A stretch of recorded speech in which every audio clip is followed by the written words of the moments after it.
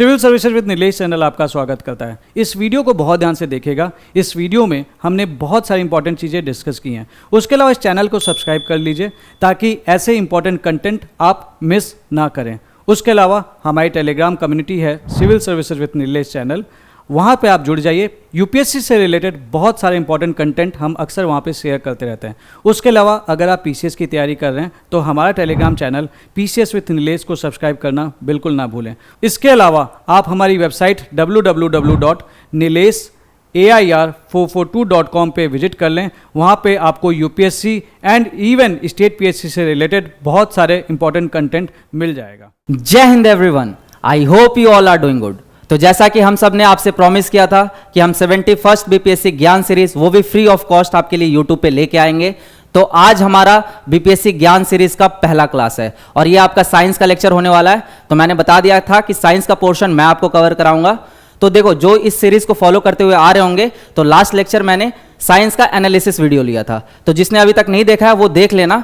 तो उस वीडियो में जो भी टॉपिक मैंने मेंशन किए थे, राइट, पीवाईक्यू बेसिस पे जो टॉपिक आपके हाई यील्डिंग है, वो सारे टॉपिक्स में एक एक टॉपिक्स आपको यहाँ पे कवर कराऊंगा, राइट। तो आपको बहुत मजा आने वाला है, ठीक है। जो एकदम बिगिनर है, जिनको साइंस नहीं समझ आती है, वो भी देख सकते हैं वीडियो। और दूसरी चीज ये बता दूं कि जो ये लेक्चर रहने वाला बाइलिंगुअल मोड में रहने वाला है, और हमने जो डॉक्यूमेंट भी तैयार किया है ना, तो ये हिंदी मीडियम वाले जो एस्पिरेंट्स है उनको भी ध्यान में रखते हुए किया हुआ है। तो इधर साइड आपका इंग्लिश में है, तो मैं आपको एक्सप्लेन इंग्लिश में कर रहा हूँ, लेकिन जो हिंदी मीडियम वाले एस्पिरेंट्स देख रहे हैं तो वो साइड में रिलेट कर सकते हैं, ठीक है। तो एकदम आपके पैरेलली दिया हुआ है ताकि आपको ढूंढना ना पड़े कि ये चीज का जो आपका हिंदी ट्रांसलेशन या जो भी आपका हिंदी मीडियम का कंटेंट है वो आपका कहीं और है, ठीक है। ये एकदम पैरेलली दिया हुआ है आपके, तो आपको ये एकदम दिक्कत नहीं होगी। तो जो इंग्लिश मीडियम हिंदी मीडियम वाले एस्पिरेंट्स हैं वो भी देख सकते हैं। बाकी जो यूपी पीसीएस की तैयारी कर रहे हैं या फिर कोई अदर स्टेट पीसीएस की, वो भी आप इस वीडियो को फॉलो कर सकते हो क्योंकि कंटेंट मोर और लेस सारा सेम ही होता है। तो दोबारा कमेंट में टाइप करके ये मत पूछना कि सर मैं ओडिशा पीसीएस दे रही हूं तो क्या ये वीडियो देख सकती हूं,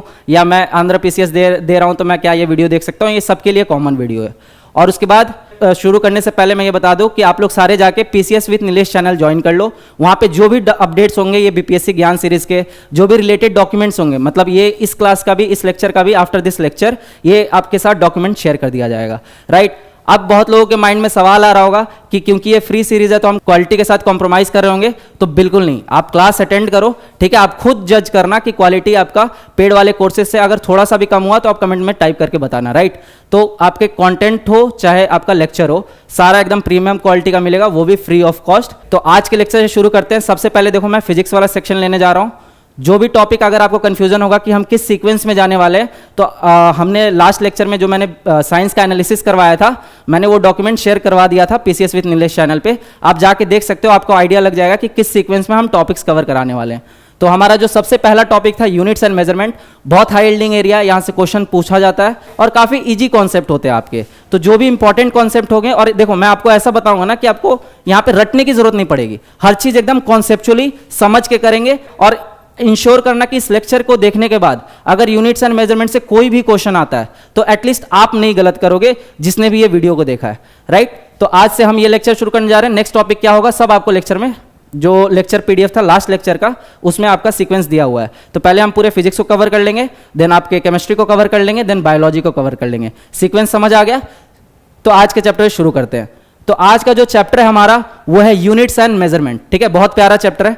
तो सबसे पहले जो बिगिनर्स है, ठीक है, कुछ चीजें ना मैं बहुत बेसिक एक्सप्लेन कर रहा हूँ, तो इसमें हो सकता है बहुत लोग प्रो प्लेयर होंगे, बहुत सालों से अटेम्प्ट दे रहे होंगे, तो उनको लगेगा कि यार बहुत बेसिक बता रहे हैं, लेकिन मैं जो एक्सप्लेनेशन यहाँ पे दूंगा वो सबको ध्यान में रखते हुए दूंगा। तो अगर आपको वो चीज़ पहले से आती भी है तब भी थोड़ा सा पेशेंस मेंटेन रखना।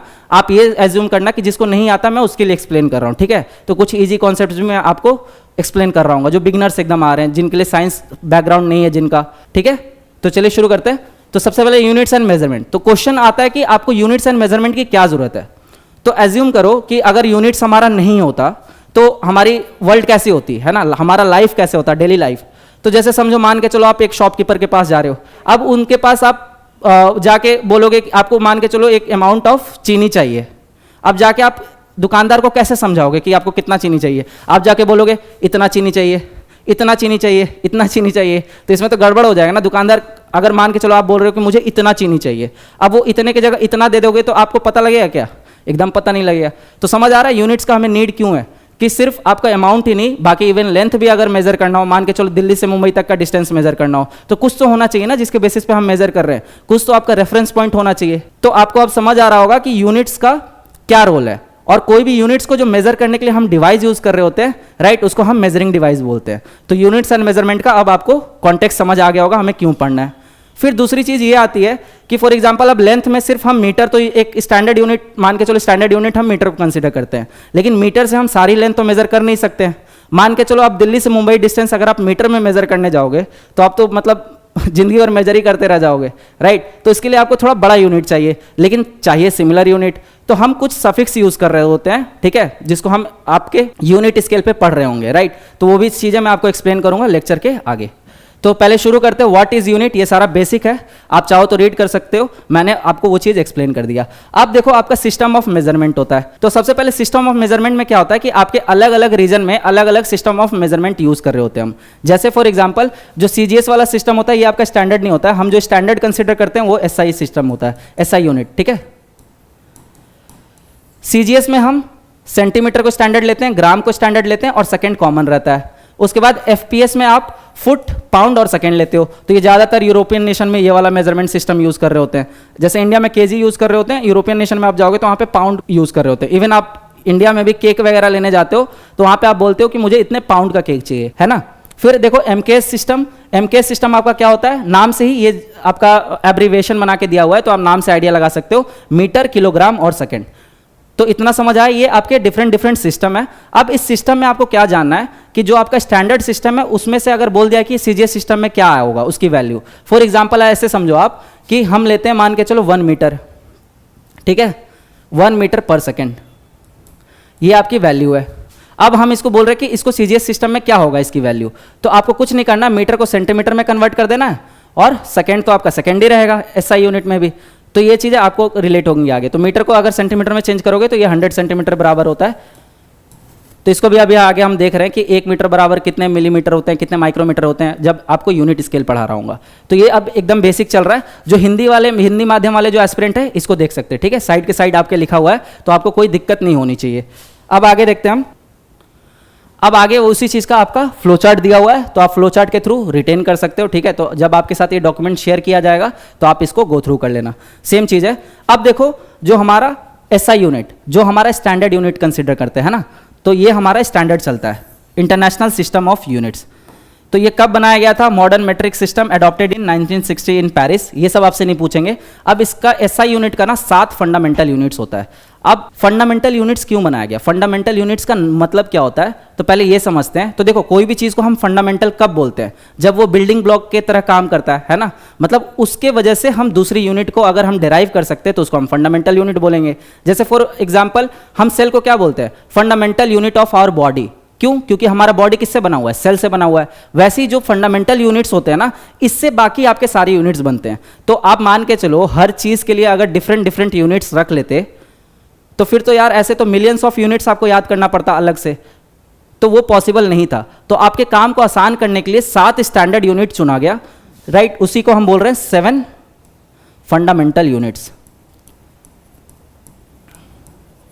7 फंडामेंटल यूनिट्स। तो बाकी जितने के भी यूनिट होंगे इन यूनिट्स के अलावा वो सब इन्हीं यूनिट से डिराइव किए जाएंगे।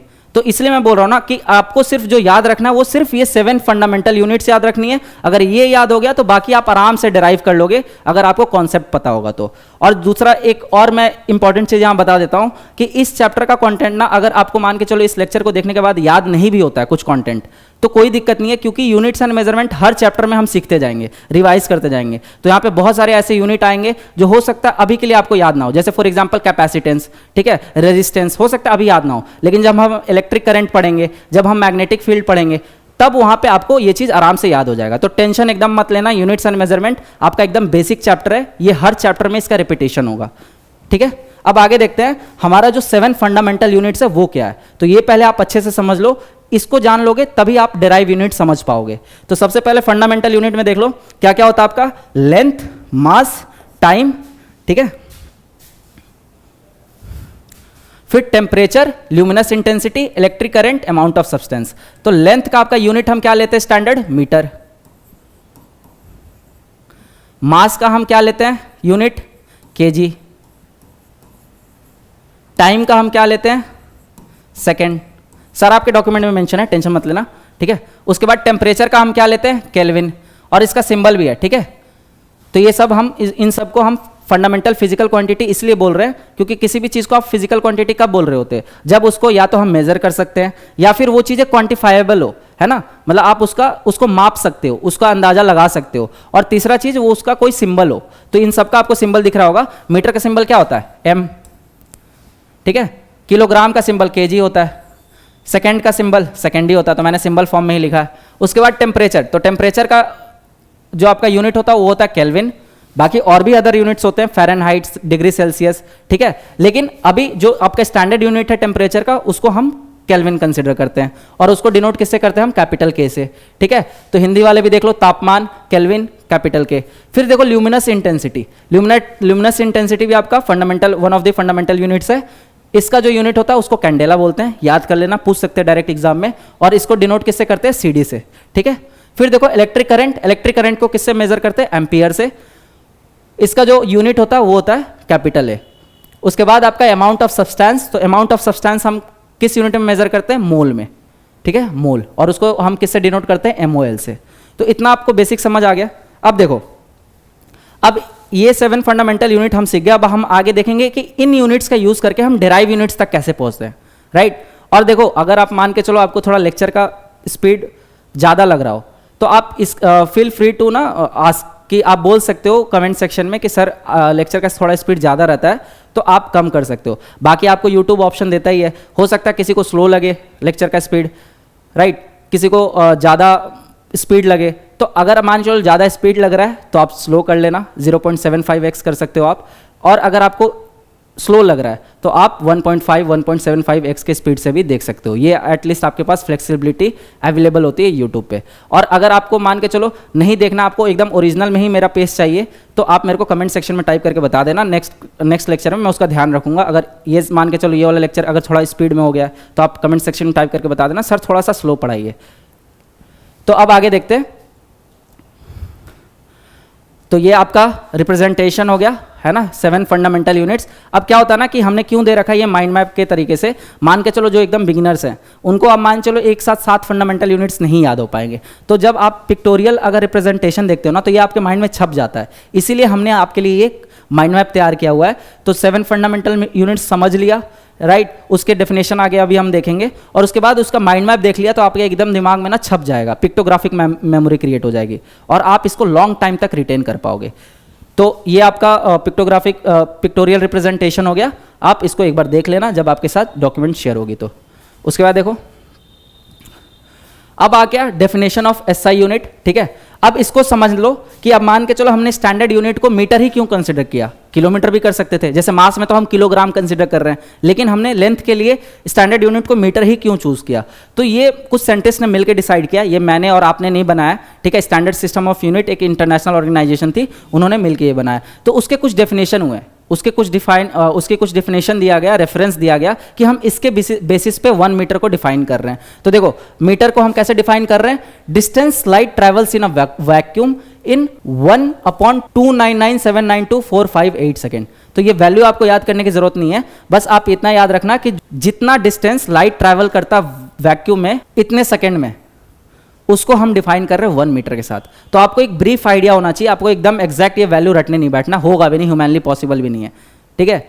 उसके बाद देखो किलोग्राम, तो किलोग्राम को हम कैसे डिफाइन कर रहे हैं, प्रीवियसली क्या था, mass of platinum iridium cylinder in Paris. तो जो मास होता था प्लैटिनियम और इरिडियम सिलेंडर का, ठीक है, पेरिस में ये डिसाइड किया गया था, उसके बेसिस पे हम रेफरेंस लेते थे 1 किलोग्राम। लेकिन नाउ सिंस 20 मई 2019 इसका डेफिनेशन चेंज किया गया, अब इसको डिफाइन किया जाता है बाई प्लैंक कांस्टेंट। तो प्लैंक कांस्टेंट आपने पढ़ा होगा, ठीक है, फिजिक्स में बेसिक्स में 10 तक आप पढ़ के आते हो। तो प्लैंक कांस्टेंट की वैल्यू क्या होती है आपकी, 6.62 × 10⁻⁻34 किलोग्राम मीटर स्क्वायर पर सेकेंड। तो ये चीज़ आप ध्यान रखना कि हम प्लैंक कांस्टेंट की वैल्यू को हम स्टैंडर्ड ले रहे हैं 1 किलोग्राम। फिर वैसे ही सेकेंड, तो आप मान सकते हो based on around 91 billion radian cycles of caesium 133, एक ब्रॉड आप आइडिया ले सकते हो, ठीक है। तो सीजियम 133 के 91 बिलियन रेडिएशन साइकिल को हम क्या एज्यूम कर रहे हैं, 1 सेकेंड रेफरेंस ले रहे हैं, ठीक है। तो ये डेफिनेशन देख लेना, हो सकता है आपके स्टेटमेंट वाइज में पूछ लें तो आपका काम आ जाता है, क्योंकि आपके स्टेट पीसीएस में ज़्यादातर फैक्चुअल सवाल पूछते हैं। अगर मान चलो हम स्टैंडर्ड कोई एग्जाम दे रहे होते तो वहाँ पे मैं आपको रिकमेंड नहीं करता आपके एक एक डेफिनेशन याद करने के, लेकिन क्योंकि आप बीपीएससी दे रहे हो, यूपी पीसीएस दे रहे हो, तो वहाँ पे ये डायरेक्ट आपसे डेफिनेशन उठा के पूछ लेंगे। तो ये डेफिनेशन आपको याद करना ही पड़ेगा।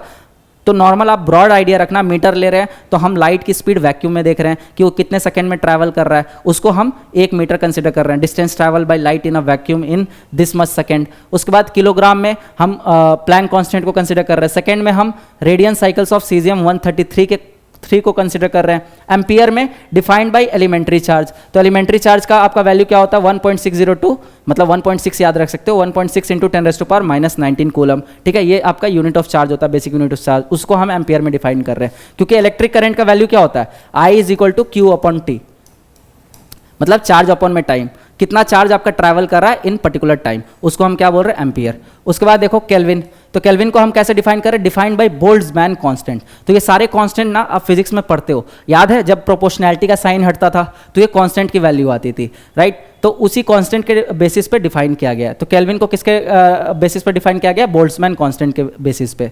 तो इसकी वैल्यू क्या होती है आपकी 1.4 इंटू 10⁻³ जूल पर केल्विन।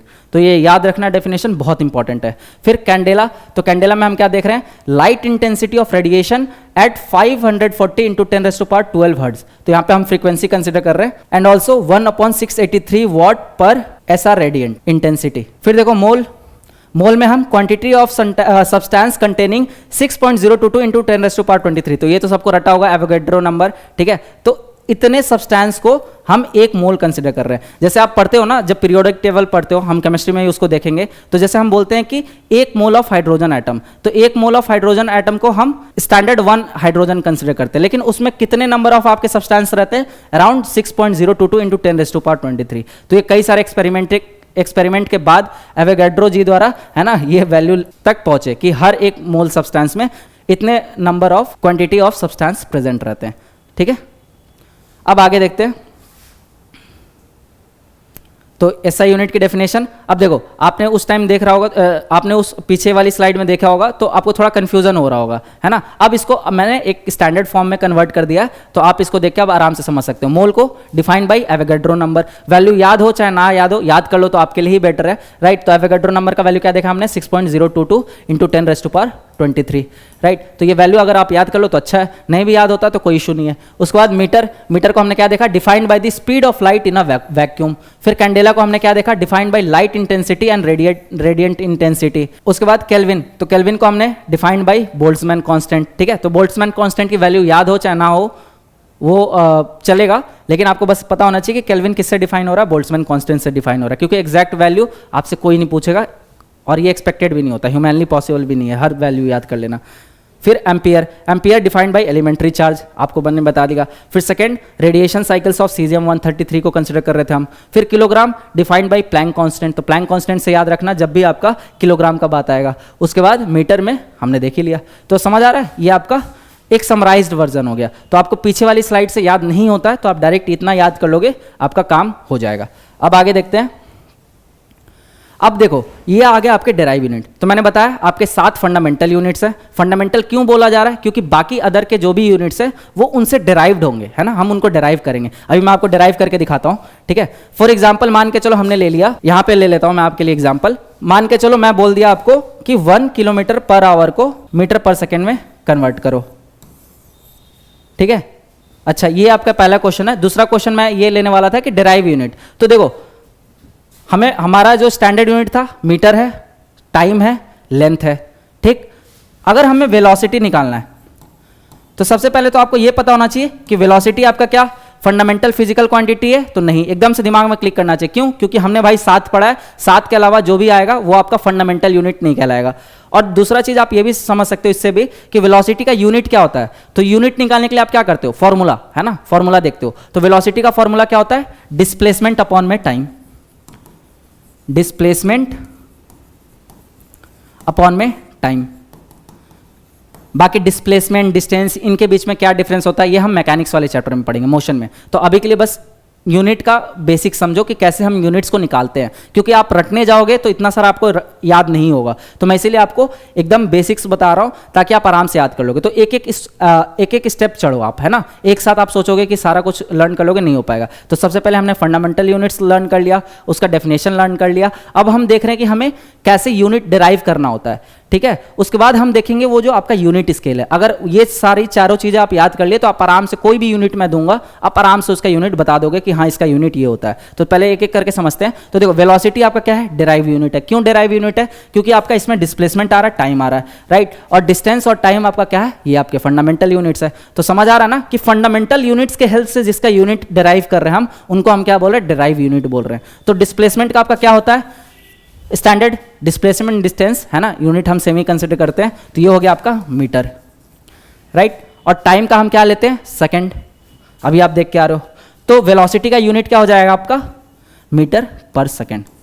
तो जो एकदम बिगिनर है, ठीक है, पर को हम -1 के फॉर्म में डिनोट करते हैं। तो ये आप कंफ्यूज मत करना, जो साइंस बैकग्राउंड से नहीं है, हो सकता है उसको कंफ्यूजन हो। तो हम कभी भी मीटर पर सेकंड को हम ऐसे लिख सकते हैं, मीटर -1, मतलब पावर में माइनस लग जाता है, ठीक है। तो ये चीज़ आप ध्यान रखना। वैसे ही हम पीछे देखते हैं, है ना, पीछे की यूनिट से शुरू करते हैं। वैसे ही देखो फ्रीक्वेंसी। तो फ्रीक्वेंसी का आपका सिंबल क्या होता है, हर्ट्ज होता है। और अगर इसको एसआई यूनिट में डिनोट करना है तो ये क्या होता है आपका, पर सेकेंड होता है। तो हर्ट्ज तो आपका कॉमन हो गया, कॉमन नेम हो गया। लेकिन फ्रीक्वेंसी का मतलब क्या होता है, नंबर ऑफ ऑसिलेशन इन पर सेकेंड, राइट। तो नंबर ऑफ ऑसिलेशन एक सेकेंड में कितना हो रहा है उसको हम फ्रीक्वेंसी बोल रहे हैं। तो फ्रीक्वेंसी को आप कैसे डिफाइन करते हो, यहां पे मैं लिख देता हूं आपके लिए, यहां पे जगह नहीं है, यहां पे लिख देता हूं, frequency is equal to number of oscillation per second, ठीक है। तो समझ आ रहा होगा क्यों इसका पर सेकेंड आपके एसआई यूनिट में इसका एक्सप्रेशन है, ठीक है। उसके बाद देखो फोर्स। तो फोर्स का फॉर्मूला क्या होता है, सेकेंड लॉ ऑफ मोशन याद करो। सेकेंड लॉ ऑफ मोशन में आप क्या पढ़ते हो, force is equal to mass into acceleration. अब इसको हमें एसआई यूनिट में एक्सप्रेस करना होगा। तो एसआई यूनिट में हम जब भी एक्सप्रेस करेंगे तो उन 7 फंडामेंटल यूनिट का यूज करके करेंगे। वैसे सबको जनरली पता होता है फोर्स का न्यूटन होता है, क्योंकि हमने एक कॉमन नाम ले लिया है कि फोर्स को हम जब भी एक्सप्रेस करेंगे न्यूटन के फॉर्म में एक्सप्रेस करेंगे। लेकिन आपके एग्जाम में देखो बीपीएससी में कैसे पूछता है कि Newton can be expressed as, आपके ऑप्शन में दे देंगे मीटर पर सेकेंड, ठीक है, मैं एक हाइपोथेटिकल ले रहा हूं, मीटर पर सेकेंड या फिर किलोमीटर पर सेकेंड स्क्वायर, ठीक है।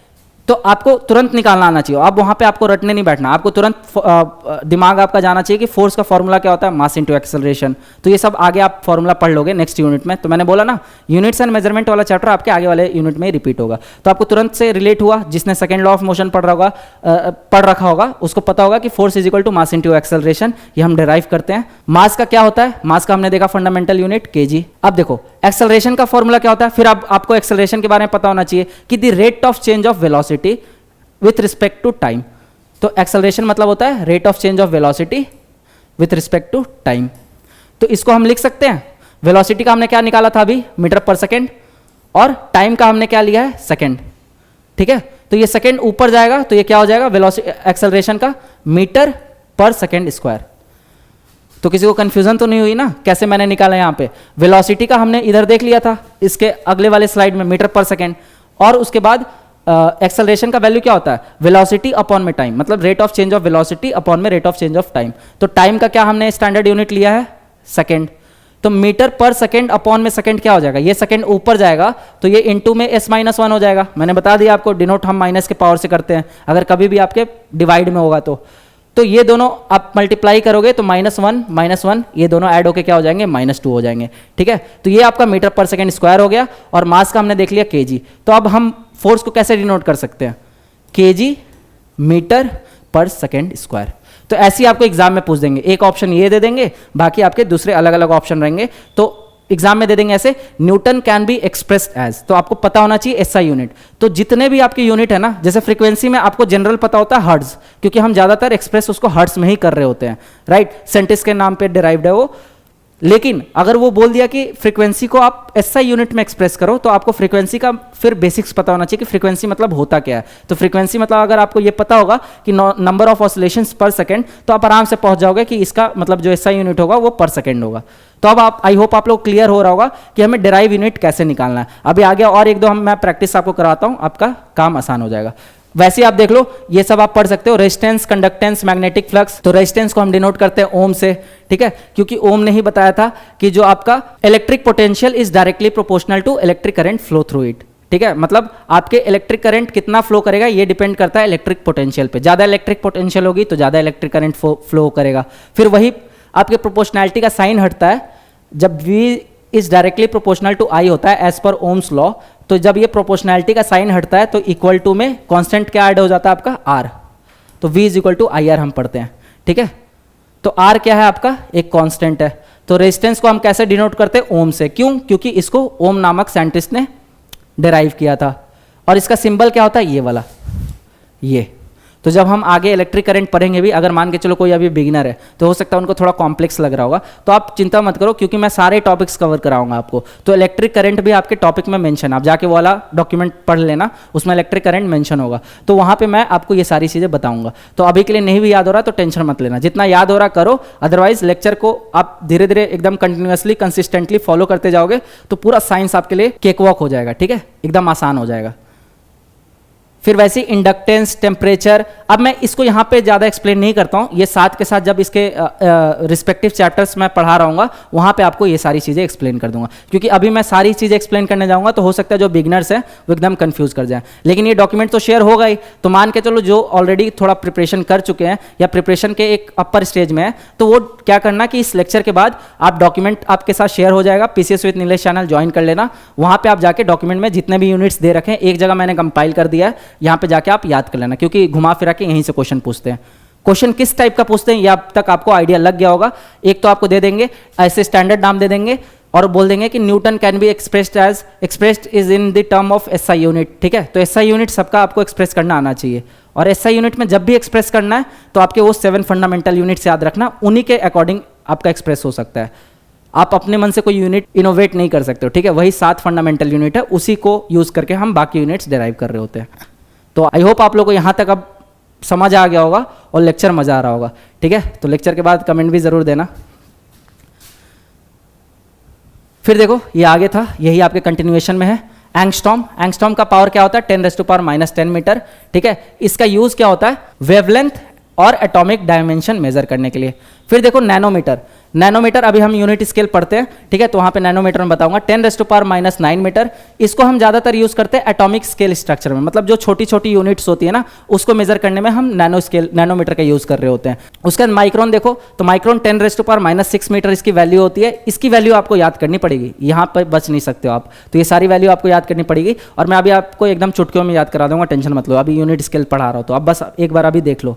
उसके बाद देखो एस्ट्रोनॉमिकल यूनिट, तो एस्ट्रोनॉमिकल यूनिट मतलब लार्ज डिस्टेंस, मतलब जो सोलर, अगर आपको सोलर सिस्टम में डिस्टेंस मेजर करना है सेलेस्टियल बॉडीज के बीच में, या फिर कोई और भी जो आपके वहाँ पे सोलर सिस्टम में बॉडीज प्रेजेंट है उनके बीच का डिस्टेंस मेजर करना, लार्ज डिस्टेंस, तो उसके लिए हम कौन सा यूनिट यूज कर रहे होते हैं, एस्ट्रोनॉमिकल यूनिट यूज कर रहे होते हैं। तो एस्ट्रोनॉमिकल यूनिट की वैल्यू क्या होती है, 1.5 आप ले लेना, 1.496 ना भी याद हो तो स्टैंडर्ड ले लेना, 1.5 × 10⁻11 मीटर। तो हम एस्ट्रोनॉमिकल यूनिट से average distance between earth and sun measure कर रहे होते हैं, ठीक। फिर लाइट ईयर, लाइट ईयर का मतलब क्या होता है, नाम से आपको पता लग रहा होगा, लाइट और ईयर, मतलब लाइट आपकी कितनी डिस्टेंस ट्रैवल कर रही है in a vacuum in 1 Julian year. 1 Julian year मतलब 365.25 डेज, आपको पता है एग्जैक्ट वही नंबर होता है, हम 365 कंसिडर करते हैं लेकिन एग्जैक्ट होता है 365.25, तभी तो 0.25 to 0.25 ऐड होके 4 साल बाद आपका लीप ईयर आ जाता है, एक दिन हम एक्स्ट्रा ऐड कर लेते हैं। समझ आ रहा है कॉन्सेप्ट आपको। तो light travel in a vacuum in 1 year, उसको हम क्या बोल रहे हैं, लाइट ईयर बोल रहे हैं। तो आपको समझ आ रहा होगा कि अगर हम 1 ईयर का डिस्टेंस मेजर कर रहे हैं तो इससे हम बहुत बड़ी बड़ी डिस्टेंस मेजर कर रहे होंगे। मतलब अगर हमें लार्ज सेलेस्टियल बॉडीज का डिस्टेंस मेजर करना है फ्रॉम अर्थ तो हम लाइट ईयर का यूज कर रहे होंगे। तो यहाँ पे देख लो distance light travels in a vacuum in Julian year. फिर देखो पार सेकेंड, तो पार सेकेंड भी हम लार्ज डिस्टेंस, मतलब एक पार सेकेंड में आपके 3.26 लाइट ईयर होता है। तो आपको समझ आ रहा होगा कि पार सेकेंड लाइट ईयर से भी बड़ी यूनिट है। तो इसमें हम जो डिस्टेंस मेजर करते हैं सोलर सिस्टम के आउटसाइड जो स्टार प्रेजेंट है, तो आपका सोलर सिस्टम तो मान के चलो एक है, वैसे ही आपके यूनिवर्स में ना बहुत सारे सोलर सिस्टम एग्जिस्ट करते हैं, बहुत सारी गैलेक्सीज एग्जिस्ट करती है। इसीलिए तो अभी साइंस ने मान के चलो अराउंड 3% ही अब तक एक्सप्लोर कर पाया पूरे यूनिवर्स का, अगर मैं अप्रॉक्सली बात करूँ तो अभी पूरा यूनिवर्स अभी भी पूरा मिस्ट्री है। तभी तो हम डार्क मैटर, डार्क एनर्जी जैसे कॉन्सेप्ट की बात कर रहे होते हैं। ये सब आगे देखेंगे, लेकिन आपको उधर डिटेल में नहीं जाना है। तो जो आपके सोलर सिस्टम के जो बाहर स्टार्स प्रेजेंट है वो बहुत, मतलब बोलते हैं ना, बहुत दूर दूर डिस्टेंस पे प्रेजेंट रहते हैं, तो उनके लिए लाइट ईयर भी इवन छोटा पड़ जाता है। ठीक है, तो लाइट ईयर से फिर हमने बड़ा यूनिट निकाल दिया पार सेकेंड। पार सेकेंड से आप distance to stars outside solar system measure करते हो। समझ आ रहा है? तो ये सब आप याद कर लेना। अब मैं आपको यहाँ पे एक इंपॉर्टेंट यूनिट स्केल एक्सप्लेन करता हूँ। यूनिट स्केल एक बार आप समझ जाओगे तो आपके लिए कन्वर्जन ऑफ यूनिट्स बहुत आसान हो जाएगा, क्योंकि कन्वर्जन ऑफ यूनिट से सवाल आपके आते हैं। ठीक है, तो इसको आपको अच्छे से समझ लेना है। तो चलिए समझते हैं पहले यूनिट स्केल। तो यूनिट स्केल समझने से पहले ये भी आप देख लो। ये देखो आपके लिए एक बढ़िया सा माइंड मैप बना दिया गया है। अब हम जो ऊपर अदर यूनिट्स में पढ़ के आ रहे हैं, तो हमने स्मॉल लेंथ के लिए क्या क्या यूज़ किया था, ये देखो, millimetre, centimetre, angstrom, nanometre, micron. तो इन सब हम यूनिट्स का यूज़ क्या कर रहे हैं, कब कहाँ यूज़ करें, अगर हमें कुछ स्मॉल यूनिट मेजर करना हो तो। जैसे फॉर एग्जांपल एटॉमिक साइज 10⁻⁻10 है ना, हम एंगस्ट्रॉम यूज़ कर रहे होते हैं। तो ऐसी छोटी यूनिट्स को मेजर करने के लिए हम स्मॉल लेंथ यूज़ कर रहे होते हैं, मतलब मिलीमीटर, सेंटीमीटर, एंगस्ट्रॉम, नैनोमीटर और माइक्रोन। ठीक, लेकिन लार्ज डिस्टेंस के लिए हम क्या क्या यूज़ कर रहे थे, kilometre, astronomical unit, light year और पार सेकेंड। तो ये इससे आपको याद हो जाएगा कि हम किन यूनिट से किस टाइप के लेंथ को मेजर कर रहे हैं। अब यहां पे मैं आपको यूनिट स्केल पढ़ाता हूं। ठीक है, अच्छे से देखना, सबसे one of the most important concept of this lecture. अगर ये लेक्चर में अगर आपको कुछ याद रखना है तो वो अभी मैं जो बताने जा रहा हूं वो याद रखना है। इससे आपका पूरा बेस बन जाएगा। ठीक है, जो आपको यूनिट्स एंड मेजरमेंट में जो दिक्कतें आती हैं सारा सॉल्व हो जाएगा। और आप साथ के साथ ड्रॉ करते जाना, अदरवाइज कंफ्यूज हो जाओगे क्योंकि बोर्ड का स्पेस लिमिटेड है। ठीक है, तो आगे जैसे जैसे बढ़ूंगा तो चीज़ें आपको थोड़ा सा हौश पौश होने लगेगी, तो इसलिए आप साथ के साथ बनाते जाओ, आपका काम आसान हो जाएगा। तो देखो यूनिट स्केल में भी जो आपका, जैसे आप नंबर स्केल पढ़ते हो, नंबर लाइन पढ़ते हो ना, तो उसमें आप रेफरेंस क्या लेते हो, 0 लेते हो रेफरेंस। यहां पे हम मान के चलो मीटर अभी के लिए रेफरेंस ले रहे हैं। अब मीटर की जगह आप लीटर, जो भी 7 फंडामेंटल यूनिट्स है उसमें से कुछ भी ले सकते हो। ठीक है, मीटर की जगह आप लीटर ले सकते हो, सेकेंड ले सकते हो, या फिर कोई अदर यूनिट्स भी ले सकते हो, आपको कोई फर्क नहीं पड़ेगा। अभी मैं सिर्फ समझने के लिए मीटर को रेफरेंस ले रहा हूं।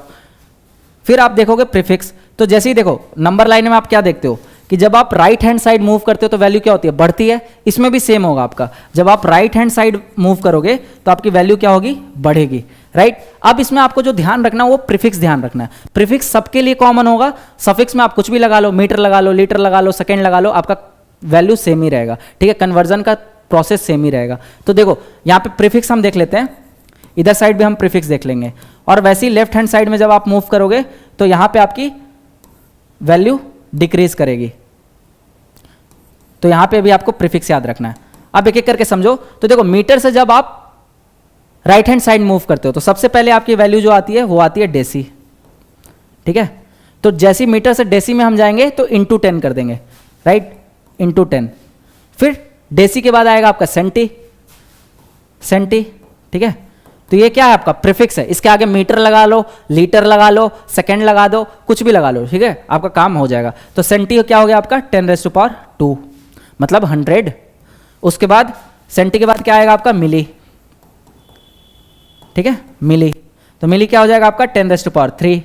फिर आ जाएगा आपका माइक्रो, तो माइक्रो क्या हो जाएगा आपका 10⁻6। अब क्या है, 3 बढ़ेगा, यहां पे 1 बढ़ रहा था, अब 3 बढ़ेगा। तो मीटर में इंटू 10⁻6 कर दोगे तो किस में कन्वर्ट हो जाएगा, माइक्रो में कन्वर्ट हो जाएगा। ठीक है, फिर माइक्रो के बाद क्या आएगा आपका नैनो। तो नैनो में आप क्या करोगे, 3 और बढ़ा दो तो 10⁻9। ठीक, फिर देखो नैनो के बाद आपका क्या आ जाएगा, पिको, पिको। तो पिको में आपका क्या हो जाएगा 10⁻12। फिर पिको के बाद क्या हो जाएगा आपका फर्मी, तो फर्मी आपका क्या हो जाएगा 10⁻15। ठीक है, इससे आगे आपको याद करने की जरूरत नहीं है, ना ज्यादा आपके एग्जामिनेशन में पूछते, तो इतना मैक्स आपका। तो 10⁻15 तक आपको याद रहेगा, आपका काम हो जाएगा। तो अब आपको क्या करना, अगर मान के चलो बोल दिया आपको मीटर से मिलीमीटर में कन्वर्ट करना है, तो आप क्या कर दोगे, इंटू 10⁻3 मल्टीप्लाई कर दोगे। ठीक है, अगर बोलेंगे सेंटी से माइक्रो में कन्वर्ट करना, तो आप क्या करोगे, देखो 10⁻2 आप ऐसे पहले मीटर में कन्वर्ट कर लो, तो 1 metre is equal to 100 centimetre. ठीक है, फिर अगर बोला गया कि माइक्रो में सेंटी से माइक्रो में चेंज करना है, तो 1 मीटर इज इक्वल टू क्या होता है 10⁻6 माइक्रोमीटर होता है। अब ये दोनों को इक्वेट कर दो आप, तो इक्वेट कर दोगे तो क्या आ जाएगा 100 centi is equal to 10⁶ micrometre. ठीक है, तो सेंटी के बराबर क्या हो जाएगा, 1 सेंटी इज इक्वल टू कितना मीटर हो जाएगा, ये 100 से 2 पावर कट गया तो ये क्या बच जाएगा 10⁴ माइक्रोमीटर। ठीक है, तो 1 सेंटी इज इक्वल टू कितना हो गया 10⁴ माइक्रोमीटर। समझ आ रहा है कन्वर्जन, आगे और मैं कन्वर्जन कराऊंगा। उसके बाद देखो अब लेफ्ट हैंड साइड देख लेते हैं, एक बार आप समझ लो काम हो जाएगा। तो अब लेफ्ट हैंड साइड में क्या होगी, हमारी वैल्यू कम होगी, किस मैनर में होगी, सेम इसी मैनर में होगी। तो यहाँ पे हम जब मल्टीप्लाई 10 कर रहे थे, यहाँ पे हम डिवाइड बाई 10 करेंगे। तो मीटर से हम लेफ्ट हैंड साइड आएंगे तो आपका सबसे पहले आएगा डेका, फिर आएगा आपका हेक्टा। तो डेका में क्या होगा आपका डिवाइडेड बाई 10, 1/10, इसको हम क्या लिख सकते हैं 10⁻⁻1। ठीक है, हेक्टा में 1/10⁻², जैसे यहाँ पे 10⁻² था, मल्टीप्लाई कर रहे थे, यहाँ पे डिवाइड कर रहे हैं, तो इसको हम क्या लिख सकते हैं 10⁻²। वैसे ही किलो, किलो हो गया। ठीक है, किलो में क्या हो जाएगा आपका, मैं डायरेक्ट लिख दे रहा हूँ, अब आपको क्लियर हो गया होगा 10⁻3। फिर किलो के बाद आपका क्या आएगा मेगा, मेगा में क्या हो जाएगा आपका 10⁻6। फिर आएगा आपका गीगा, गीगा में क्या हो जाएगा आपका 10⁻9। फिर आ जाएगा आपका टेरा, टेरा में क्या हो जाएगा 10⁻12। और फिर आ जाएगा आपका पेटा, तो पेटा में क्या हो जाएगा आपका 10⁻15। तो ये पेटा वगैरह जो यूज़ करते हैं ज़्यादातर हम कंप्यूटर डिवाइसेस में यूज़ करते हैं, जो आपकी यूनिट को मेजर करने के लिए, क्योंकि डेटा को आप नॉर्मल किलो में यूज़ नहीं कर सकते हो। तो आप देखते भी होंगे कि हम बोलते हैं कि इतने केवी का फाइल है, तो इतने केवी का मतलब केवी में अगर कोई फाइल है तो बहुत छोटी फाइल कंसिडर की जाएगी। क्यों, क्योंकि डेटा आपकी बहुत ज़्यादा प्रेजेंट होते हैं, तो डेटा को हम नॉर्मल किलो वगैरह में मेजर नहीं कर सकते हैं। तो इसलिए डेटा के लिए हम क्या यूज़ करते हैं, गीगाबाइट यूज़ कर रहे होते हैं। ठीक है, और सुपर कंप्यूटर्स के लिए हम पेटाफ्लॉप यूज़ कर रहे होते हैं। तो जब भी आप सुपर कंप्यूटर सुन रहे होगे तो उसकी कैपेसिटी देखते होगे कि इतने पेटाफ्लॉप का ये सुपर कंप्यूटर है, जैसे एरावत इंडिया का है। तो आपको आई होप क्लियर हो रहा होगा। तो आपको ये यूनिट स्केल ना एकदम याद रखना है, अपने नोट्स में इंक्लूड कर लेना, हो सकता है आपके इस वाले डॉक्यूमेंट में अवेलेबल ना हो, तो साथ के साथ नोट कर लिया। अब हम इसका कन्वर्जन देखते हैं, मैं 2-3 एग्जांपल लेके आपको कन्वर्जन करना सिखा देता हूं, आपका काम आसान हो जाएगा। ठीक है, तो अब मान के चलो फॉर एग्जांपल मैं बोलता हूं 1 किलोमीटर पर सेकेंड, जो मैं आपको क्लास के शुरुआत में जो क्वेश्चन दिया था याद है माइंड में, अब उसी को इसके हेल्प से करने का कोशिश करते हैं। तो मान के चलो मैं बोल दिया आपको कि change convert 1 kilometre per hour into metre per second. ठीक है, आपको इसमें चेंज करना है। तो कैसे चेंज करोगे, तो बहुत लोग रट के बैठे होंगे कि 5/18 से मल्टीप्लाई कर दो। ठीक है, मीटर सेकंड से पर किलोमीटर आवर में करना है तो 18/5 से मल्टीप्लाई कर दो। तो ठीक है, ये तो इस पे तो एप्लीकेबल है, ट्रिक समझ सकते हो आप, लेकिन वो 5/18 आ कहां से रहा ये तो आपको पता होना चाहिए ना। तो अब कैसे आ रहा है, तो इसको देखो कन्वर्ट करो। तो 1 किलोमीटर बराबर हमने कितना देखा, कितना मीटर होता है 1 किलोमीटर बराबर, किलोमीटर से आप राइट हैंड साइड में जा रहे हो, तो राइट हैंड साइड में जा रहे हो तो क्या हो रही है, वैल्यू बढ़ रही है। तो 1 मीटर बराबर 10⁻³ किलोमीटर होता था, तो 1 किलोमीटर बराबर क्या होगा 10⁻³ मीटर हो जाएगा। समझ आ रहा है, देखो 1/10⁻³ इसको हम क्या लिख सकते हैं 10⁻³ है ना। तो सेम चीज, ये किलोमीटर को आप चेंज किए मीटर में तो ये क्या हो जाएगा 10⁻³ मीटर हो जाएगा। आवर को चेंज करोगे सेकेंड में तो आपको पता है 1 आवर में कितने मिनट होते हैं 60 मिनट होते हैं, 60 मिनट होते हैं। और 1 मिनट में कितना सेकंड होता है 60 सेकंड होता है। ठीक है, तो 1 आवर में टोटल कितने सेकंड हो जाएंगे 3600 राइट। तो अब ये दोनों को आप दोनों से क्या करोगे मल्टीप्लाई कर दोगे। तो जब आप किलोमीटर को चेंज किए तो आप ऐसे कर सकते हो ना 1 × 10⁻³ डिवाइड में 3600, क्योंकि पर में है ना डिवाइडेड में, तो divided by 3600 metre per second ऐसा लिख सकते हो आप अब किलोमीटर पर आवर को। तो इसको जब आप सॉल्व करोगे तो ये वैल्यू क्या निकल के आएगी, देखो 3 पावर कट गई, 2 कट गई, यहाँ ऊपर बचा 10/36। अब इसको आप सॉल्व करोगे तो 2⁵ और 2/18 5/18। इसी को आप ट्रिक के रूप में याद कर लेते हो कि कभी भी किलोमीटर पर आवर से आपको मीटर पर सेकंड में चेंज करना है तो 5/18 से मल्टीप्लाई कर दो। सिमिलर अगर हमें बोला जाता 1 मीटर पर सेकंड से आपको किलोमीटर पर आवर में चेंज करना है तो प्रोसेस सेम। अगर हमें मीटर से किलोमीटर में जाना है, मतलब हम मीटर से किलोमीटर में जा रहे हैं, मतलब हम लेफ्ट साइड मूव कर रहे हैं, तो हम मल्टीप्लाई बाई क्या करेंगे 10⁻³ ठीक है। और आवर के लिए क्या करेंगे हम 1/3600। तो ये बस चीजें उलट जाएंगी, ऊपर आ जाएगा आपका 3600 और 10⁻³ आ जाएगा आपका नीचे। ठीक है, तो वैल्यू आपकी सेम होगी 18/5। समझ आ रहा है ये कहां से आया ये फॉर्मूला। तो कभी भी ऐसे ही आपको सॉल्व करना, आपको रटना नहीं है। चलो ये ट्रिक तो सबको रट जाता है, लेकिन हो सकता है आगे आपको कुछ कन्वर्जन करना हो तो हर जगह तो आप ट्रिक नहीं लगा सकते हो ना, तो आपको ये सॉल्व करना आना चाहिए। आप ऑन द स्पॉट सॉल्व करके क्वेश्चन लाओ। मानता हूं टाइम कम होता है, लेकिन आप प्रैक्टिस के साथ स्पीड बना सकते हो अपना। अब मान के चलो मैं बोल दिया कि वन फोर्स को आपको सीजीएस सिस्टम में कन्वर्ट करना है। अब क्वेश्चन समझो, यहां पे स्पेस नहीं है, मैं इसको इरेज कर देता हूं, ठीक है। आई होप आप लोगों ने नोट कर लिया होगा, अगर नोट नहीं किया तो आप एक स्क्रीनशॉट ले लो। ले लिया? अब मैं इसको इरेज कर देता हूं, ठीक है। आगे वाले पेज में स्पेस कम है, यहीं पे मैं आपको एक्सप्लेन कर देता हूं।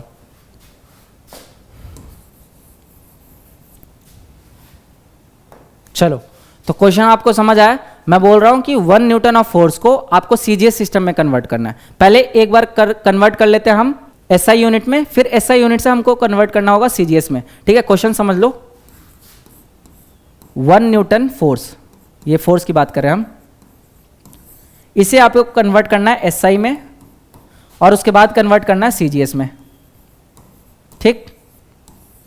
तो एसआई यूनिट में मैंने ऑलरेडी पीछे कन्वर्ट करा दिया था आपको। क्या आया था आपका?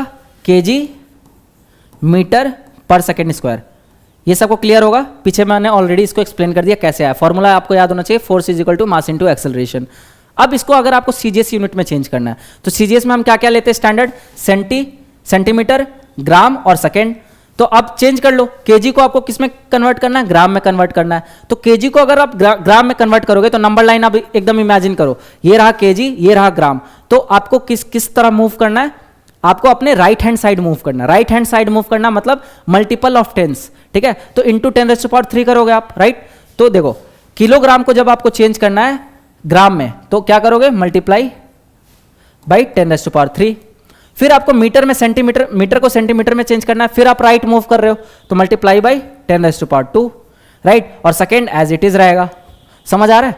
तो अब इसको कन्वर्ट करो, तो इसको हम लिख सकते हैं 1 इंटू 10⁻³ इंटू 10⁻² इंटू सेकेंड का सेकेंड ही रहेगा, ठीक है। और इसको आप लिख लो सीजीएस के टर्म में। तो केजी को हमने लिख लिया ग्राम, मीटर को लिख लिया हमने सेंटीमीटर, और पर सेकेंड स्क्वायर आपका पर सेकेंड स्क्वायर ही रहेगा, ठीक। ये वैल्यू आ गई। तो इसको और सॉल्व करोगे फर्दर तो इसकी वैल्यू क्या आ जाएगी? 10⁵ ग्राम सेंटीमीटर पर सेकेंड स्क्वायर। तो ये आपके किस में हो गया? सीजीएस यूनिट में हो गया। तो ये आपको क्लियर है?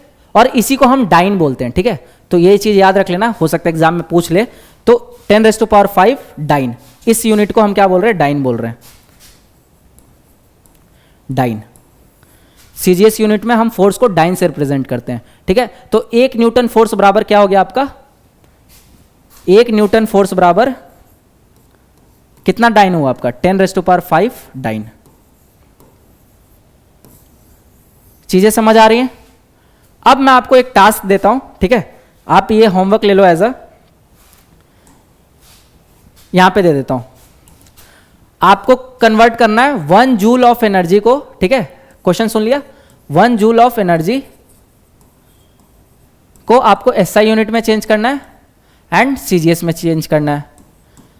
सीजीएस फाइनल वैल्यू इसकी क्या आएगी? वो आएगी आपकी 10⁻⁷। ये भी मैंने आपको बता दिया कैसे आएगी, ये आपको सॉल्व करके बताना है। और सीजीएस में हम जूल को क्या बोलते हैं? अर्ग बोलते हैं, अर्ग, ठीक है। मतलब अगर ब्रिटिश एक्सेंट आप लो तो अर्ग। तो स्पेलिंग क्या होता है? ERG। तो अगर कभी आ जाता है आपके एग्जाम में अर्ग करके तो आपको कंफ्यूज नहीं करना, आपको ये पता होना चाहिए अर्ग किसको बोल रहे हैं हम? एनर्जी का ही यूनिट है, लेकिन किसमें? सीजीएस सिस्टम में, राइट। तो हम बोल सकते हैं 1 joule of energy is equal to 10⁻⁷ erg. तो ये वैल्यू भी याद कर लेना, आपके काम आएगा। तो आई होप आप लोगों को मजा आ रहा होगा, है ना, कैसे कैसे आपको सॉल्व करना है, कैसे डिराइव करना है इस चैप्टर। ये आपका फंडामेंटल चैप्टर है, ये अगर आपने स्ट्रांग कर लिया तो आगे एकदम आपके लिए काम आसान हो जाएगा, ठीक है। तो ये आप एज अ होमवर्क ले लो, देखना ये कैसे वैल्यू आ रही है। मैं आपको एक्सप्लेन नहीं कर रहा हूं, मैंने ऑलरेडी आपको फोर्स के लिए एक्सप्लेन कर दिया। ये आप खुद करो, तब जाके आपको एकदम दिमाग में फिट हो जाएगा। अब आगे के कॉन्सेप्ट हम देख लेते हैं, ठीक है। तो आगे आपका आ गया scientific instrument and their application. तो आपको पता होगा कि जो आपके बीपीएससी में या भी जो अदर स्टेट पीसीएस है, उन एग्जामिनेशन में आपके मेजरिंग डिवाइस से, मेजरिंग इंस्ट्रूमेंट से क्वेश्चन काफी पूछते हैं। आपको आगे मैं पीवाईक्यू भी आपके लिए रखा है, टेंशन मत लो, हर चीज इंक्लूडेड है जो आपके पेड कोर्सेज में इंक्लूडेड होता है। तो यहाँ पे मैं आपको मेजरिंग डिवाइस बता दूंगा। अब इसमें भी आपको रटने नहीं बैठना है ना, 50-100 आपके दे रखे हैं इसमें लिस्ट में गिवन है, तो आपको सबको रटने नहीं बैठना है, आपको एक कंक्लूजन ड्रॉ करना है कि अगर मेरे पास कोई डिवाइस का नाम आ रहा है, ठीक है, तो उसको मेरे को कैसे आइडिया लगाना है कि ये क्या मेजर करता होगा। तो चलो मैं आपको सिखाता हूं। देखो मोस्टली 70 to 80% डिवाइस ना आप पता लगा लोगे अगर आप कॉमन सेंस लगाओगे तो। फॉर एग्जाम्पल आपके आ गया कि एल्टीमीटर मेजर्स, ठीक है, बीपीएससी में क्वेश्चन आ जाता है एल्टीमीटर क्या मेजर करता है, तो एल्टी से आप क्या रिलेट कर सकते हो, एल्टीट्यूड। एल्टीट्यूड क्या होता है आपका, हाइट, ठीक है। तो जब आप एल्टीट्यूड को मेजर करोगे तो क्या यूज कर रहे होगे आप, एल्टीमीटर। तो measure altitude mainly in aircraft. समझ आ रहा है कैसे रिलेट करना है। वैसे ही अगर आपका आ गया एम मीटर, तो एम मीटर तो वैसे भी जनरली सब पढ़ते हैं, एम से एम्पियर, ठीक है, क्या रिलेट कर लिया, एम्पियर। तो एम्पियर किसका यूनिट होता है, अभी हम पढ़ के आ रहे हैं 7 फंडामेंटल यूनिट में इलेक्ट्रिक करंट का। तो एम्पियर को जो मेजर कर रहा है वो कौन है आपका, एम मीटर, ठीक है। तो ammeter measures electric current. समझ आ रहा है कैसे आपको इससे एनालॉजी आपको बनाना है, कैसे आपको चीजें डिराइव करनी है। फिर मान के चलो आपका बैरोग्राफ है, ठीक है, मैं सारा नहीं ले रहा, आप बाकी ऊपर इस सब में भी अप्लाई करके देख सकते हो। मान चलो आपका बैरोग्राफ है। अब बार किसका यूनिट है, हम प्रेशर के लिए यूज कर रहे होते हैं। तो बारोग्राफ आपका क्या है, कोई प्रेशर का मेजर करने वाला डिवाइस होगा। तो ग्राफिकली रिकॉर्ड्स एटमॉस्फेरिक प्रेशर। ठीक, रिलेट हो रहा है, अब आपको मजा आ रहा होगा, ठीक है। तो ऐसी आपको सब चीजें रटना नहीं होता यार। आपको ऐसे जो एग्जाम क्लियर करते हैं ना, वो हर चीज रटते नहीं है, वो स्मार्ट स्टडी करते हैं। मतलब पहले तो आपको बेसिक्स पढ़ना ही पड़ेगा जो मैंने आपको पीछे पढ़ा है, उसके अलावा आप ये सब लॉजिक भी डिराइव नहीं कर सकते हो। लेकिन एक बार आपने पढ़ाई कर ली रगड़ के, उसके बाद आप नॉलेज लगाओ, आप आराम से कोई भी चीज सॉल्व कर लोगे। क्वेश्चन आपको सॉल्व करने का टेक्निक पता लग जाएगा। हर सारे टॉपर्स आपके याद करने थोड़ी ना बैठते होंगे इतने। फिर देखो कैलोरीमीटर, ठीक है। तो कैलोरीज हम किसका यूज करते हैं, जो एनर्जी देखते हो ना, बोलते हैं हम इतना कैलोरीज बर्न कर लिए, हम अपना इतना कैलोरीज बर्न कर लिए। तो कैलोरीज ज्यादातर आपके एनर्जी के लिए यूज होती है। कैलोरीफिक वैल्यू आप सुनते होगे, राइट। तो measure heat in chemical physical changes, तो ये जनरली आपके हीट मेजर करता है, राइट, एनर्जी से हीट, ऐसे रिलेट करना आपको। फिर देखो कार्डियोग्राफ, तो कार्डियोग्राफ से हार्ट के डॉक्टर को हम क्या बोलते हैं, कार्डियोलॉजिस्ट बोलते हैं। तो वहां से भी आप डिराइव कर सकते हो, या फिर कार्डियो वैसे भी आपके हार्ट को बोला जाता है, अगर आपको जनरल भी आपने पढ़ाई कर रखी है तो कार्डियोग्राफ आपके हार्ट के मूवमेंट को मेजर करेगा, राइट। ऐसे करके आप सारे जो डिवाइस का नेम दे रखा है आप इससे डिराइव कर सकते हो। और देख लो यहाँ पे कुछ इंपॉर्टेंट है, तो ये आपके हिंदी में ट्रांसलेशन है, आगे की स्लाइड में हम देखते हैं। तो जो हिंदी माध्यम वाले हैं वो आराम से आप ये पढ़ लो, आपका काम आसान, एकदम पैरेलली गिवन है। जैसे एल्टीमीटर है, तो एल्टीमीटर के सामने यहाँ पे हिंदी मीडियम वालों के लिए दिया हुआ है, ऊंचाई मापने हेतु विशेष कार हवाई जहाज में, ठीक है। फिर देखो यहाँ पे आप डायनेमो देख लो। डायनेमो क्या करता है आपका, तो हम बोलते हैं ना डायनेमो अगर आप किसी भी डिवाइस में फिट कर देते हो तो वो क्या कन्वर्ट करता है, मैकेनिकल एनर्जी को इलेक्ट्रिक एनर्जी में कन्वर्ट कर देता है, राइट। तो डायनेमो से आप याद कर सकते हो, convert mechanical to electrical energy. फिर वैसे ही देख लो आप गैल्वेनोमीटर। गैल्वेनोमीटर आपके पूछा भी जा चुका है। तो गैल्वेनोमीटर क्या मेजर कर रहा होता है आपका, detects and measure small electric currents, right. ये सब आप जब आप फिजिक्स के एक्सपेरिमेंट करते होगे तो आपको पता होगा, गैल्वेनोमीटर हमने खूब यूज किया है। उसके बाद देखो हाइग्रोस्कोप, ठीक है, या फिर हाइग्रोमीटर। हाइग्रो मतलब जो ह्यूमिडिटी को मेजर कर रहा है, राइट। तो मेजर्स एटमॉस्फेरिक ह्यूमिडिटी। तो ऐसी करके चीजें आपको रिलेट करनी है, नाम से कंक्लूजन तक पहुंचो कि ये डिवाइस अगर इसका नाम ऐसा रखा हुआ है तो उससे रिलेटेड चीजों को ही मेजर कर रहा होगा। फिर देखो आगे लैक्टोमीटर जैसे समझ लो। तो अब लैक्टोमीटर एकदम से आया, आपका दिमाग ब्लैंक हो गया, एग्जाम में बैठे हो आप, तो याद करो ये लैक्टोबैसिलस बैक्टीरिया कहाँ पाया जाता है, मिल्क और कर्ड में पाया जाता है ना। तो एकदम से दिमाग खुलना चाहिए कि लैक्टोमीटर है तो मतलब कुछ मिल्क से रिलेटेड प्रोडक्ट को मेजर कर रहा होगा। तो ये क्या चीजें कर रहा है, मेजर्स मिल्क प्योरिटी, मतलब मिल्क की प्योरिटी क्या है उसको मेजर कर रहा है। जनरली डेंसिटी होता है वो आपका। समझ आ रहा है कैसे आपको चीजें रिलेट करनी है। तो मैंने लैक्टोबैसिलस बैक्टीरिया से लैक्टोमीटर रिलेट कर लिया। वैसे ही देखो आप ओडोमीटर। ओडोमीटर आपका क्या मेजर करता है, मेजर्स व्हीकल डिस्टेंस ट्रैवल्ड, ये तो पता ही होना चाहिए, आप गाड़ी चलाते हो तो। उसके बाद फिर स्पीडोमीटर आपके गाड़ी के स्पीड को मेजर करता है ना। फिर देखो पायरहेलियोमीटर, ठीक है। तो देखो पायरो मतलब क्या होता है, आपको रूट वर्ड पता होना चाहिए। पायरो मतलब क्या होता है, हीट होता है, तो हीट से कुछ रिलेटेड होगा। और हेलियो जब बोल दिया तो हेलियो मतलब सन, ठीक है। तो पायरो हेलियोमीटर क्या कर रहा है आपका, measures direct solar radiation, solar radiation को मेजर कर रहा है ना। तो जहां भी आपको पायरो आ जाता है ना तो आपको एकदम दिमाग से एकदम रिलेट होना चाहिए कि कुछ हीट से रिलेटेड है, हीट के सोर्स से रिलेटेड है। जैसे आप पायरोलिसिस सुनते हो तो पायरोलिसिस, पायरो मतलब क्या होता है हीट, लिसिस मतलब क्या होता है ब्रेक करना। तो ऐसी चीजें जिसको हम हीट के थ्रू ब्रेक कर रहे हैं उस प्रोसेस को हम क्या बोल रहे हैं, पायरोलिसिस बोल रहे हैं। तो साइंस को अगर आप तोड़ के पढ़ोगे ना, चीज़ों को रूट वर्ड को पकड़ के उसका मीनिंग समझ के पढ़ोगे तो साइंस आपके लिए केक वॉक हो जाएगा, आराम से समझ आएगा, राइट। तो ये तरीका होता है आपका साइंस का पढ़ने का। और पूरे लेक्चर को मैं आपको ऐसे ही पढ़ाऊंगा, एकदम रिलेट करा के, रियल लाइफ से रिलेट करा के एकदम आपके दिमाग में फिट करा दूंगा। तो साइंस का ऐसा लेक्चर आपके लिए एकदम यूनिक, ठीक है, बहुत कम ही देखने को मिलेगा फ्री सोर्स में। फिर देख लेते हैं आगे और कुछ है। सैलिनोमीटर, अब देखो सैलिनोमीटर है, तो सैलिनोमीटर मैंने देखा भी नहीं, ठीक है, क्या है, मैं तो सारा रट के बैठा नहीं हूं, लेकिन सलाइन मतलब क्या होता है, नमक, मतलब कि जो कुछ पानी के में सॉल्ट कुछ मेजर कर रहा होगा, तो मेजर सैलिनिटी ऑफ वाटर ले लो, ठीक है। तो जरूरी नहीं है कि आपको डिवाइस का नाम पता ही होना चाहिए, आप आगे के रूट वर्ड से आप आइडिया लगा सकते हो कि ये क्या चीजें मेजर कर रहा होगा, राइट। फिर वैसे विंड वेन, और हाँ सोनार और रडार, ये आपके बहुत इंपॉर्टेंट है, इसको तो याद कर ही लेना। तो सोनार मतलब जो साउंड वेव के थ्रू हम डिस्टेंस मेजर करते हैं, राइट, या फिर ऑब्जेक्ट का प्रेजेंस मेजर करते हैं, उसको हम सोनार बोलते हैं, right. It detects under water objects via sound waves.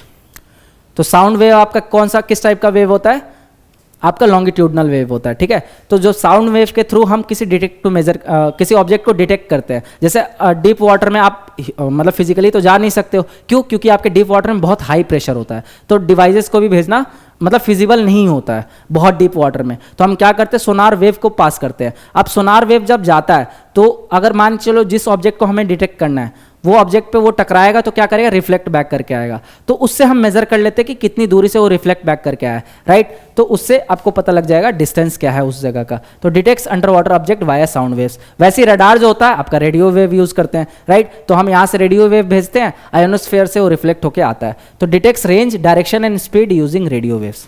समझ आ रहा है। तो हम रेंज मेजर करते हैं, डायरेक्शन मेजर करते हैं और स्पीड भी मेजर कर सकते हैं रडार से। तो बोलते हैं ना कि रडार सिस्टम लगा हुआ है इस कंट्री का रडार सिस्टम बहुत स्ट्रांग है। अगर आपकी कंट्री का रडार सिस्टम स्ट्रांग होता है तो आप इजीली डिटेक्ट कर सकते हो, अगर कोई मान के चलो आपका एनिमी एयरक्राफ्ट आपकी टेरिटरी में एंटर कर रहा है, राइट, इंट्रूड कर रहा है, तो आप आराम से डिटेक्ट कर सकते हो रडार के थ्रू। तो रडार का और भी बहुत सारा यूज होता है रियल लाइफ एप्लीकेशन, राइट। तो आपको वो चीज़ें ध्यान में रखनी है। तो इसके साथ हमारा आज का जितना भी कॉन्सेप्ट था कवर हो गया। अगर आपको लगता है कि कुछ मिस हो गया तो आप कमेंट सेक्शन में टाइप करके बता सकते हो, मैं नेक्स्ट क्लास में वो चीज़ें ले लूंगा। जो भी डाउट है, क्वेरी है, वो भी बता सकते हो। अब लास्ट में थोड़ा सा पीवाईक्यू रह गया, अगर इतना अब तक पेशेंस बना लिया है तो पीवाईक्यू भी साथ के साथ कर ही लो, है ना। तो पीवाईक्यू साथ एक बार कर लेते हैं। मैं आपको पीवाईक्यू भी सॉल्व करने का अप्रोच बता देता हूँ, ज़्यादा पीवाईक्यू नहीं है, 10-14 क्वेश्चन है, डायरेक्ट क्वेश्चन है। तो एक बार पीवाईक्यू सॉल्व करते हैं, फिर क्लास को रैप अप करते हैं। तो देखो ये हमारा पीवाईक्यू आ गया। विच of the following is a scalar quantity. अब ये वाला जो क्वेश्चन है ये ज्यादा बेटर आप सॉल्व कर पाओगे जब नेक्स्ट चैप्टर आप पढ़ लोगे, स्केलर क्वांटिटी, वेक्टर क्वांटिटी। तो अभी के लिए बस आंसर जान लो, इसका आंसर क्या है आपका, प्रेशर, ठीक है। तो प्रेशर क्यों है आपका स्केलर क्वांटिटी है, क्योंकि ये डायरेक्शन पे डिपेंड नहीं करता है। वेक्टर क्वांटिटी वो होते हैं जिनकी वैल्यू डायरेक्शन पे डिपेंड करती है, मतलब अगर आप डायरेक्शन चेंज करोगे तो उसकी वैल्यू चेंज हो सकती है। फॉर एग्जांपल फोर्स, अब फोर्स आप लगाते हो, ठीक है, तो मैग्नीट्यूड चेंज करोगे तो उसकी तो वैल्यू चेंज होगी। लेकिन अगर मान के चलो फोर्स आप ऊपर से लगा रहे हो किसी ऑब्जेक्ट पे, तो हो सकता है उसका इंपैक्ट अलग हो। अगर किसी ऑब्जेक्ट पे आप फोर्स सामने से लगा रहे हो तो हो सकता है उसका इंपैक्ट अलग हो। तो फोर्स आपके डायरेक्शन पे उसकी वैल्यू चेंज होती है, तो फोर्स आपका क्या हो जाता है, वेक्टर क्वांटिटी हो जाता है। एक्सेलरेशन भी आपके डायरेक्शन पे डिपेंड करता है, और वेलोसिटी तो करता ही है। क्यों, क्योंकि velocity is equal to displacement upon में टाइम, और डिस्प्लेसमेंट आपका वेक्टर क्वांटिटी है, तो वेलोसिटी भी आपका वेक्टर क्वांटिटी हो जाता है। फिर देखो which one of the following quantity does not have a unit. तो ये भी आगे जब आप पढ़ोगे तो आपको आइडिया लग जाएगा। तो स्ट्रेन आपका इसका सही आंसर है। स्ट्रेन मतलब क्या बोलते हैं हम, change in length upon original length, change in shape upon original shape. तो हम इसमें चेंज देख रहे हैं, तो जो ऊपर और नीचे की दोनों यूनिट क्या है, सेम है। अगर मान के चलो मैं बोल रहा हूँ change in length upon length, original length, तो लेंथ का क्या होगा, मीटर होगा। चेंज इन लेंथ का भी मीटर होगा यूनिट, लेंथ का भी मीटर होगा, तो मीटर कट जाएगा, तो कोई यूनिट बचा क्या, नहीं बचा। तो इसलिए स्ट्रेन इसका आंसर हो गया, ठीक है। बाकी प्रेशर का अब साथ के साथ आप ये टास्क कर लेना, आप स्ट्रेस का यूनिट निकाल लेना, फोर्स का यूनिट निकाल लेना और प्रेशर का यूनिट निकाल लेना। तो पीवाईक्यू एनालिसिस का मतलब यही होता है कि जो ऑप्शन है उसको भी आपको पढ़ लेना साथ के साथ। फिर देखो which metre is used to measure the distance travel by a vehicle known as. तो ये एकदम रिसेंटली क्वेश्चन पूछा हुआ है लास्ट ईयर बीपीएससी में, तो ये आपका अभी पढ़ के आ रहे हो ओडोमीटर। कहीं दिक्कत आ रही है, नहीं ना। अब देखो 1 माइक्रोन इज इक्वल टू, तो अभी हम पढ़ के आ रहे हैं माइक्रोमीटर, याद करो माइक्रो वाला सफिक्स। तो माइक्रो मतलब क्या होता था आपका 10⁻⁴। अब इसमें मिलीमीटर में कन्वर्ट करना है ना, सॉरी, तो यहां पे मिलीमीटर में आपको कन्वर्ट करना है। तो माइक्रो से आपको कहां जाना है, माइक्रो को हम म्यू से डिनोट करते हैं, म्यू, ये आपका माइक्रो है। माइक्रो से आपको मिली में जाना अगर, तो इमेजिन करो वो यूनिट स्केल, तो आप कहाँ जा रहे थे, लेफ्ट में जाओगे आप, माइक्रो इधर था, मिली इधर था, राइट। तो आपका micro 1 metre is equal to कितना माइक्रोमीटर था, 10⁻6 माइक्रोमीटर था, और 1 मीटर इज इक्वल टू कितना मिलीमीटर था, 10⁻3 मिलीमीटर था। तो ये दोनों को इक्वेट कर दो, तो 10⁻3 millimetre is equal to 10⁻6 micrometre, ठीक है। तो ये 3 कट जाएगा, सॉरी 3, ठीक है। तो 1 मिलीमीटर इज इक्वल टू क्या हो जाएगा आपका 10⁻3 माइक्रोमीटर। ये चीज समझ आ रहा है, आई होप आप लोगों को क्लियर होगा, ये दिख रहा होगा, ठीक है। अब देखो हमें क्या निकालना है, 1 माइक्रोन की वैल्यू निकालनी है, 1 माइक्रोन की। तो इस 10⁻3 को इधर ट्रांसफर करो, तो ये क्या हो जाएगा आपका 1 micrometre is equal to 10⁻³ millimetre, right. तो 10⁻³ क्या हो गया आपका 1/1000। तो यहाँ पे ऑप्शन में है आपका, हाँ 1/1000 मिलीमीटर। समझ आ रहा है आपको कैसे आंसर निकालना है। तो ये चीज़ें आपको सॉल्व करना आना चाहिए, ऐसा मत समझो कि रट के आप सारा क्वेश्चन रट के आप बीपीएससी निकालोगे, नहीं होता है, वो क्वेश्चन चेंज कर देंगे, आप लटक जाओगे। तो आपको ऐसे सॉल्व करना आना चाहिए। यूनिट स्केल पढ़ लिया, उसका एप्लीकेशन पढ़ लिया, और आगे देखते हैं questions. Which instrument is use to measure humidity. अभी हम देख के आ रहे हैं ह्यूमिडिटी को कौन मेजर कर रहा था, हाइग्रोमीटर, सॉरी हाइग्रोमीटर, ये हो गया। फिर a distance of 1 kilometre means, देखो इतना आसान क्वेश्चन यार, 1000 मीटर। फिर 1 picogram is equal to, picogram मैंने आपको बता दिया था क्या था 10⁻12, ठीक है। तो यहाँ पे 10⁻−12 ग्राम में पूछ रहा है ना, ग्राम में वैल्यू पूछ रहा है। तो 1 पिकोग्राम इज इक्वल टू, देखो 1 ग्राम इज इक्वल टू, हमने पढ़ा 1 gram is equal to 10⁻12 picogram, ठीक है। तो 1 पिकोग्राम आपका क्या हो जाएगा, ये 10⁻12 इधर आ जाएगा, तो 10⁻1 पिकोग्राम इज इक्वल टू 10⁻12 ग्राम, ठीक है। तो सी आपका आंसर हो जाएगा। तो यूनिट स्केल को ध्यान में रखना है ना, तो आपको यूनिट स्केल को ध्यान में रखना है, ठीक है, नहीं तो गलतियां होने के चांसेस है। फिर विच of the following is not correctly matched. अब इसमें करेक्टली मैच्ड कौन सा नहीं है देख लो आप। तो अभी हम ऊपर देख के आ रहे हैं, वोल्ट मीटर पोटेंशियल डिफरेंस को मेजर करता है, ठीक है। ये एम मीटर इलेक्ट्रिक करंट को मेजर करता है, ये भी ठीक है। इलेक्ट्रोमीटर इलेक्ट्रोमोटिव फोर्स को मेजर करता है, ये भी ठीक है। गैल्वेनोमीटर आपका क्या मेजर कर रहा था, इलेक्ट्रिक करंट मेजर कर रहा था, इलेक्ट्रिक रेजिस्टेंस नहीं, ठीक है। तो ये आपका गलत है, डी। तो इसका आंसर डी हो जाएगा। फिर देखो angstrom, angstrom is a unit of, तो हम अभी एंगस्ट्रॉम पढ़ के आ रहे हैं, 10⁻−10 मीटर, ठीक है। तो इसका चौथा ऑप्शन क्या है आपका, वेवलेंथ, वेवलेंथ को मेजर करेगा, ठीक है। एंगस्ट्रॉम आपके वेवलेंथ को मेजर करेगा, क्यों, वेवलेंथ आपके मीटर में होता है। फिर देखो what is the unit of pressure, pressure का यूनिट क्या होगा। अब यहाँ पे दिमाग लगाओ, प्रेशर इज इक्वल टू क्या होता है, फोर्स अपॉन में एरिया, ठीक है। फोर्स आपका क्या होता है न्यूटन, एरिया क्या होता है मीटर स्क्वायर, तो न्यूटन पर मीटर स्क्वायर आपका आंसर हो जाएगा। कहाँ पे है यहाँ पे, न्यूटन पर स्क्वायर मीटर, राइट। समझ आ रहा है कैसे निकालना है। फिर देखो light year is a unit of distance, अभी हम देख के आ रहे हैं। फिर देखो in the following which is fundamental physical quantity, तो फंडामेंटल फिजिकल क्वांटिटी वही 7 थे, तो इसमें से देख लो 7 में से कौन से नहीं है, तो ये आपका नहीं है, ये आपका नहीं है। इलेक्ट्रिक करंट आपका फिजिकल क्वांटिटी था, वर्क नहीं है, ठीक है। तो आंसर आपका सी हो जाएगा। फिर देखो what is the unit of measure of magnetic field, तो मैग्नेटिक फील्ड का आपको पता है टेस्ला होता है, ठीक है। आगे हम मैग्नेटिक फील्ड पढ़ेंगे तो वहां पे भी आपको ये चीजें बता दूंगा। फिर देखो आगे, which of the following is equivalent to tesla. अब ये क्वेश्चन आप हो सकता है यहाँ पे ना सॉल्व कर पाओ, लेकिन जब मैं आपको मैग्नेटिज्म पढ़ाऊंगा तो वहां पे हम देख रहे होंगे कि magnetic force is equal to आपका क्या होता है, BV/Q साइन थीटा, ठीक है। इस BV/Q को आप BIL साइन थीटा डेराइव कर सकते हो, कैसे, velocity is equal to length upon में टाइम, ठीक है।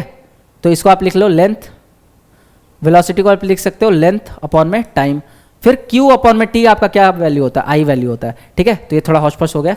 तो BIL आपका हो गया टेस्ला, यहां हो गया आपका न्यूटन, इंटू I हो गया आपका एम्पियर, और L हो गया आपका मीटर।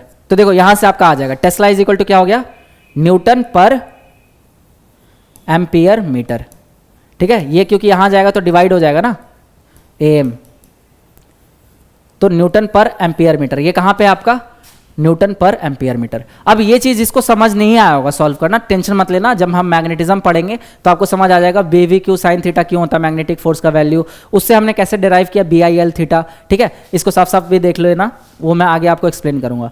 तो that's it for today's class. I hope आप लोग को मजा आया होगा, एक नया पर्सपेक्टिव खुला होगा साइंस को कैसे पढ़ना है। इसी तरीके से कॉन्सेप्चुअल वे में हम आगे प्रोसीड करेंगे। और देखो, आपको जैसा भी लगा लेक्चर यार कमेंट सेक्शन में टाइप करके बताना, इससे मुझे पता लगेगा कि आप कितना इंटरेस्ट ले रहे हो, क्योंकि हमें भी मोटिवेशन तब मिलता है ना जब आपके एंड से एक अच्छा रिस्पॉन्स देखने को मिलता है। अदरवाइज लगता है कि हम किसके लिए मेहनत कर रहे हैं, है ना। जब कोई देखने वाला ही नहीं होगा तो मेहनत करके क्या फायदा। तो इसीलिए आप अपना रिस्पॉन्स शो करो, क्योंकि ये आपके लिए, आपके बेनिफिट के लिए ही है। इसलिए हमने इसको फ्री ऑफ कॉस्ट भी रखा है कि जो अफोर्ड नहीं कर सकते महंगे महंगे कोर्सेज, वो आराम से साइंस उनके लिए एक हर्डल ना बने। और बीपीएससी में तो खासकर कोई भी स्टेट पीसीएस में आपके साइंस का वेटेज बहुत ज़्यादा रहता है। बीपीएससी में अराउंड 30 क्वेश्चन तो आपके हर साल आ ही रहे होते हैं। तो सोच रहे हो 30 क्वेश्चन छोड़ना आप अफोर्ड कर सकते हो क्या? 30 क्वेश्चन तो मतलब समझ रहे हो ना, जमीन आसमान का फर्क हो जाता है कट ऑफ से। तो इसीलिए साइंस को अच्छे से करो, बाकी सारे सब्जेक्ट्स हम कवर कराएंगे फ्री ऑफ कॉस्ट इसी चैनल पे। तो इस चैनल को लाइक कर दीजिए, शेयर कर दीजिए, सब्सक्राइब कर दीजिए, और PCS with Nilesh Telegram channel भी ज्वाइन कर लीजिए, ताकि जो भी रिलेटेड इन्फॉर्मेशन है इस सीरीज का आपको उस टेलीग्राम चैनल पे मिल जाएगा। बाकी और एक स्पेशल फीचर बता देता हूं, हम हर दिन कुछ क्विजेस भी प्रोवाइड करा रहे हैं उस पर, आपके प्रीवियस ईयर क्वेश्चंस। तो आप आज भी आपको क्वेश्चंस मिल जाएंगे। अगर आपने इस लेक्चर को अटेंड कर लिया है तो यूनिट्स एंड मेजरमेंट से मैं कुछ क्वेश्चन आपको वहां पे दे दूंगा प्रैक्टिस के लिए, ठीक है। तो thank you and all the best for your upcoming BPSC examination. जय हिंद।